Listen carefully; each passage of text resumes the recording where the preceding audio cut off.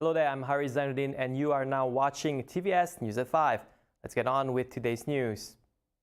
Chief Minister Datuk Patinggi Tan Sri Abang Johari Tunopeng was appointed as the Pro-Chancellor of University Technology Sarawak or UTS effective March 1st, 2022 for a period of 5 years.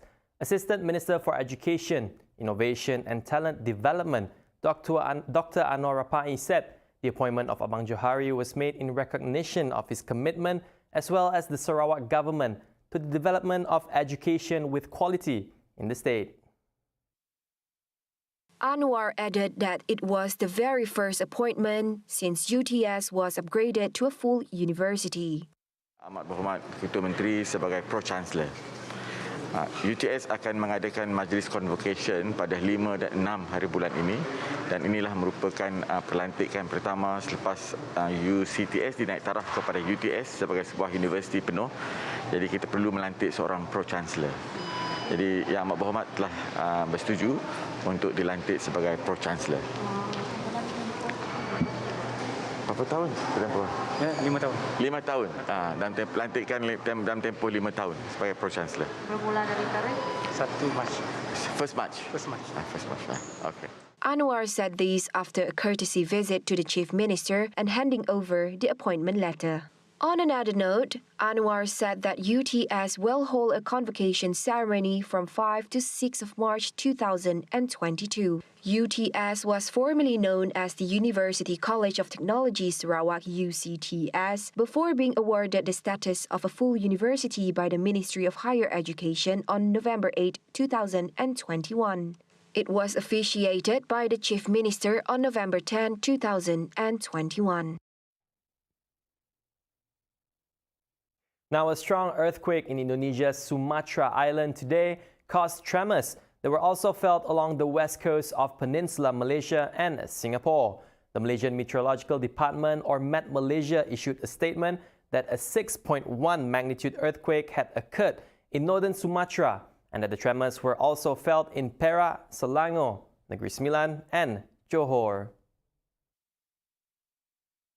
Met Malaysia also stated that the epicenter of the earthquake was 76 km northwest of Payakumbuh in Sumatra.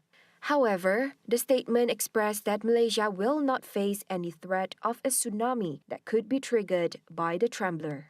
Social media was abuzz with people who felt the tremors reporting their experiences and expressing anxiety and worry during the incident.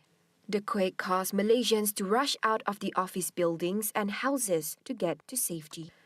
Kuala Lumpur Fire and Rescue Department Director Noordin Pauzi said, so far, there have been no calls for emergency assistance linked to the tremors. However, he assured that the fire and rescue personnel were prepared for any eventuality and will continue to monitor the situation.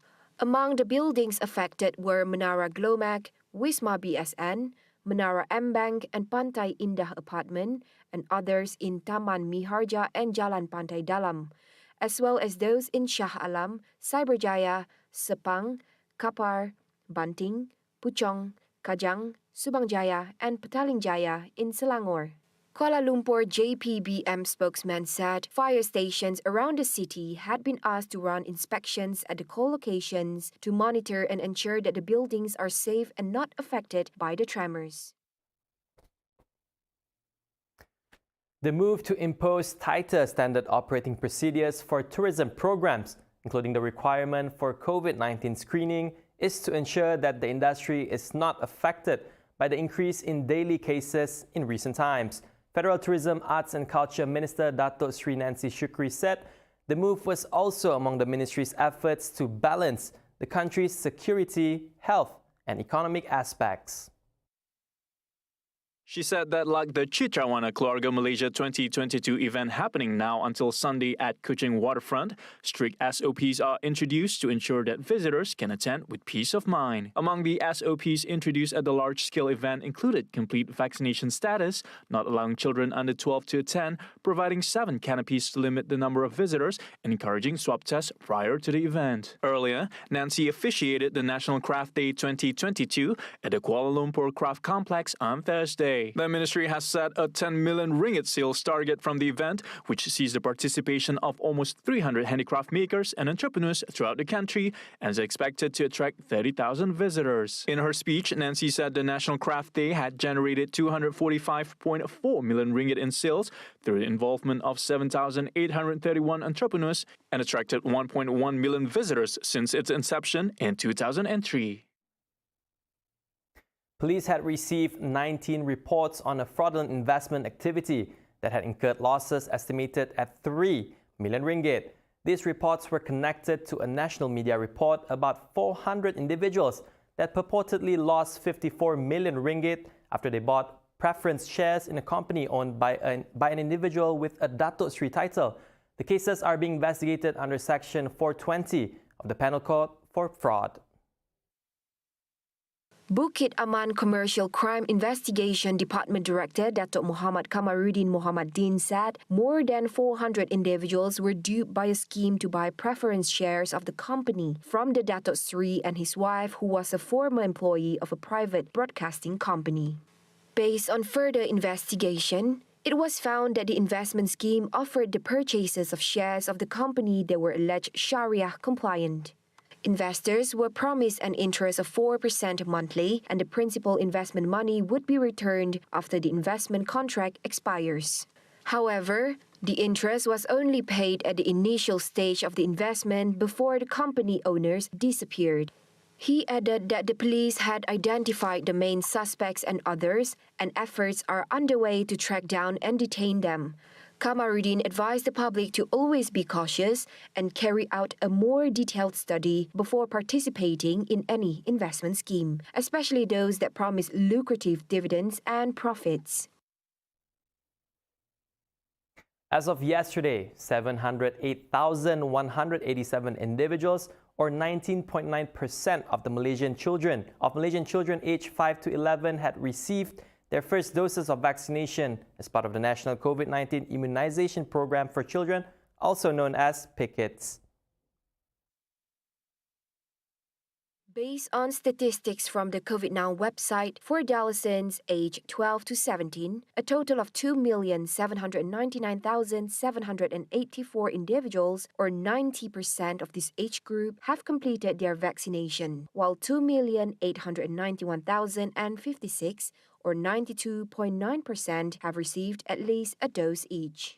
Meanwhile, 14,365,114 individuals, or 61.1% of the adult population in the country, have received their booster jabs, and 22,946,836, or 97.5%, have completed their vaccination, while a total of 23,226,005, or 98.7% of those eligible, have received at least one dose each of the vaccine. It said 137,197 doses of vaccines were administered yesterday, with 47,994 shots under the first dose, 956 shots under the second dose, and 88,247 shots as boosters, bringing the total number given out under the National COVID-19 Immunization Program to 66,729,880 doses. Meanwhile, according to the Health Ministry, 46 cases of COVID-19 death were recorded yesterday, with Johor and Kedah registering 8 cases each, followed by Pahang and Sabah 7 each, Selangor 6, Perak and Penang 3 each, Terengganu 2, while 1 case each recorded in Negeri Sembilan and Kelantan.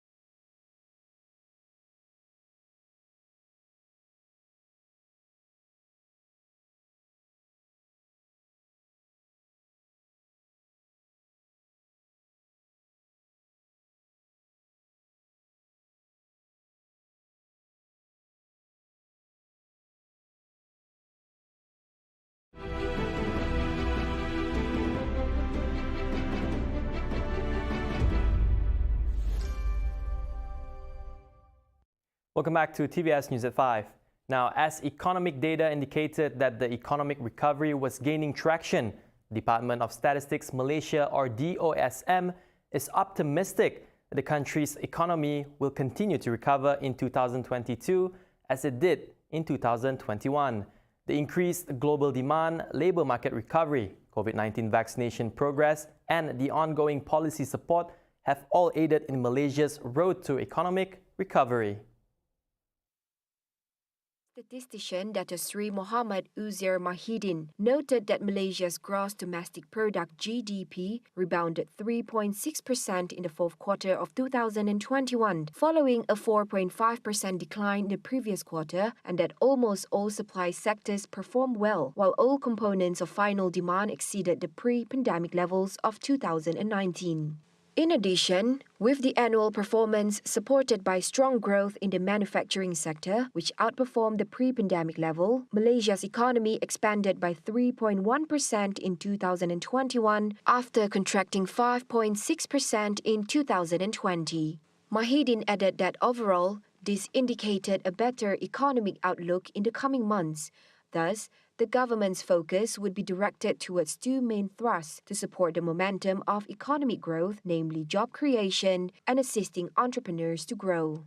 Mahidin added that Malaysia is preparing for the full reopening of international borders in March 2022, which will provide the much-needed impetus for tourism-related activities. Now on to some sports development. Sarawak will be fielding 325 athletes in the 2022 Malaysian Games, or SUKMA, which will be held in Kuala Lumpur. Sarawak Sports Corporation SSC Acting Chief Executive Officer Semawi Muhammad said the state will be participating in all 21 events, which includes 16 compulsory events and 5 optional events. Semawi added that selected athletes have been training throughout the year as well as participated in tournaments at the national and international levels to prepare themselves for the Malaysian Games. Semawi said the 20th edition of the Games would feature 306 gold medals, and the gold target for Sarawak would be announced by Sarawak Youth, Sports and Entrepreneur Development Minister Dato Sri Abdul Karim Rahman Hamzah at a meeting with various Sarawak Sports Association presidents, state SUKMA coaches and elite sports development officers on March 10th. Semawi urged those involved, which includes athletes, coaches, and sports development officers, to double their efforts beginning today to achieve the medal target, which will be announced soon. And that concludes TVS News at 5. Once again, I'm Hari Zainuddin. It's been a pleasure.